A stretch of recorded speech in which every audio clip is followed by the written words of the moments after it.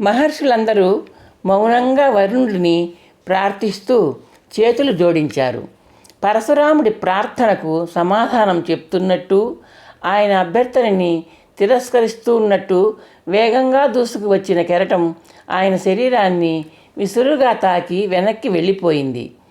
తెల్లటి నురగలు కక్కుతున్న సముద్రం పరశురాముడిని చూసి ఎగతాళిగా పరిహాసంగా నవ్వుతున్నట్టు కనిపిస్తోంది. సాగరం అందించిన తరంగ సందేశాన్ని అర్థం చేసుకున్నట్టు పరశురాముడు చివాలున లేచి నిలుచున్నాడు. ఇందాక అలా అభిషేకించిన నీరు ఆయన శరీరం మీద నుంచి జాలువారుతోంది. పరశురాముడు మెల్లగా మహర్షుల వైపు తిరిగాడు. ఆయన విశాల నేత్రాలు అగ్నిగోళాల్లా అయ్యాయి. కనుబొమలు ఆగ్రహావేశాలతో అదురుతున్నాయి. ఆయనలో పుట్టిన ఆగ్రహాన్ని కొలత వేస్తున్న రజ్జువుల్లా కొనబొమల మధ్య నుదురు మీద నిలువుగా గీతలు ఏర్పడ్డాయి.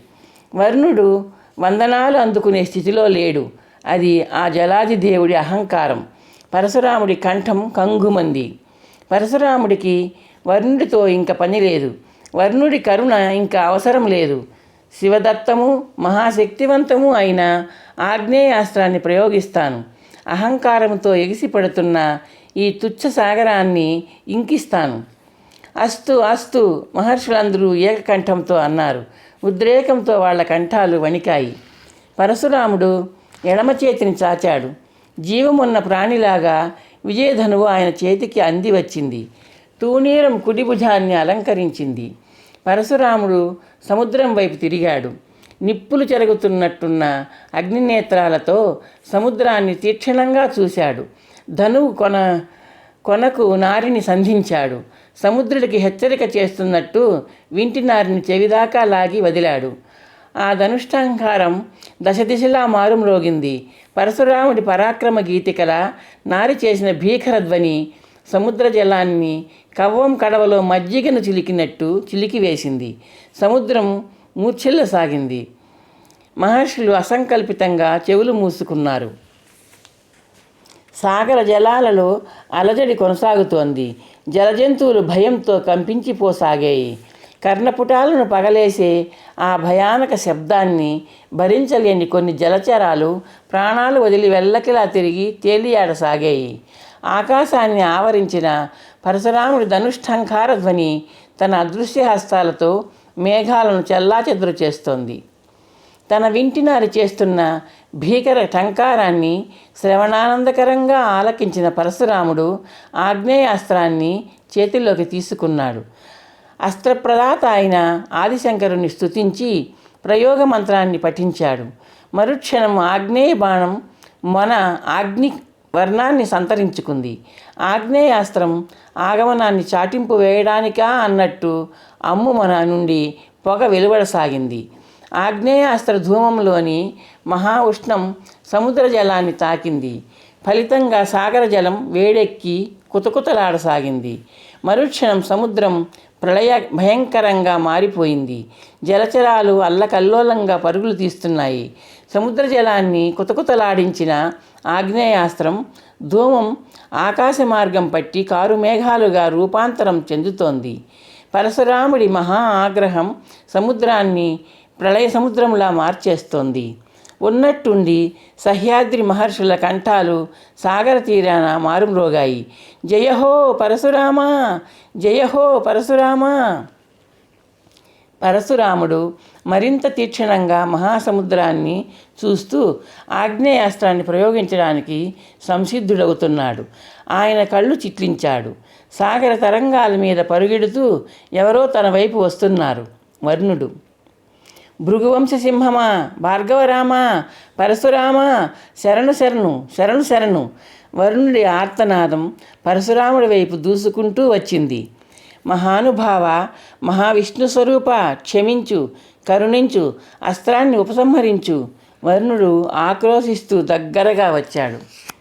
సంధించిన మహాస్త్రాన్ని అలాగే పట్టుకుని పరశురాముడు వరుణుడిని తీక్షణంగా చూశాడు. మహాభాగా, నీ ప్రార్థనను నిర్లక్ష్యం చేశాను. నీ అభ్యర్థనను ఆలస్యం చేశాను. జలం బలంతో అహంకరించాను. నా అవిధేయతను మన్నించు, రక్షించు. వరుణుడు చేతులు జోడించాడు. వరుణ, కరుణ కోసం ప్రార్థిస్తే చులకనగా చూశావు. నా ప్రార్థనలో స్వార్థం లేదని వినయంగా విన్నవించుకున్నా. నీ మానసం ద్రవించలేదు. జలదేవత అయిన నువ్వు శిలగా ఉండిపోయావు. పరశురాముడు గంభీరంగా అన్నాడు. అపరాధాన్ని అర్థం చేసుకున్నాను. నీ చరణ మందారాల ముందు శరణు కోరుతున్నాను. నీ మాటను శిరోధార్యమైన ఆనతిగా స్వీకరించి పాలిస్తాను. నా ప్రార్థనను మన్నించు.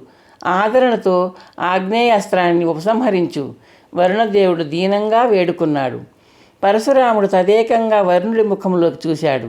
ఈ పరశురాముడిది నిస్వార్థమైన చిన్న కోరిక వరుణ. అదేమిటో వివరిస్తాను. నువ్వు నిరాకరిస్తే ఈ ఆగ్నేయాస్త్రాన్ని ప్రయోగిస్తాను. దక్షిణ సముద్రాన్ని ఇంకిస్తాను.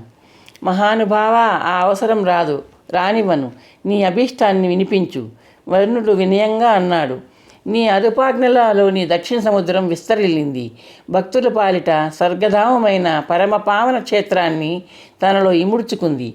పరమశివుడి జటాజూటాన్ని ఆధారంగా చేసుకుని ఆ పనికి దిగిన గంగ గోకర్ణ క్షేత్రంలో కొలువున్న ఆయననే కబళించింది. ఇదిగో ఈ మహర్షులకు తీరని మనోవేదనను కలిగించింది. గోకర్ణ క్షేత్రాధిపతి అయిన పార్వతీపతి ఈ మహర్షులకు నాకు మాత్రమే కాదు, నీకు కూడా ఆరాధనీయుడే. అందుకు సందేహమా భృగుసింహమా? వరుణుడు చేతులు జోడిస్తూ అన్నాడు. గోకర్ణ క్షేత్రాన్ని నిర్జలం చేయి వరుణ. ఆ క్షేత్రం వెలికి వచ్చేలా సాగర జలాన్ని ఉపసంహరించు. పరశురాముడు అన్నాడు. మా కోరిక అదే. ఆజ్ఞ. వరుణుడు వినయంగా అన్నాడు. ఈ క్షణమే ఆ మహత్కార్యాన్ని ఆచరిస్తాను. ఆగ్నేయాస్త్రాన్ని ఉపసంహరించు స్వామి. సాగరానికి నూతన తీరాన్ని నీవే నిర్దేశించు. పరశురాముడు ఉపసంహార మంత్రం పఠించి ఆగ్నేయాస్త్రాన్ని ఉపసంహారం చేసి తూనీరంలో నిక్షేపించాడు. శుష్క మహర్షి నుండి యజ్ఞపరికరమైన స్రువాన్ని తీసుకుని సముద్రం మీదకు రువ్వాడు పరశురాముడు. ఆ స్రువం పడిన చోటే తేలుతూ ఉండిపోయింది. భగవాన్, నీవు రువ్విన స్రువం పడిన స్థలం దాకా సముద్ర జలాన్ని నాతో పాటు తిరోగమింపజేస్తాను.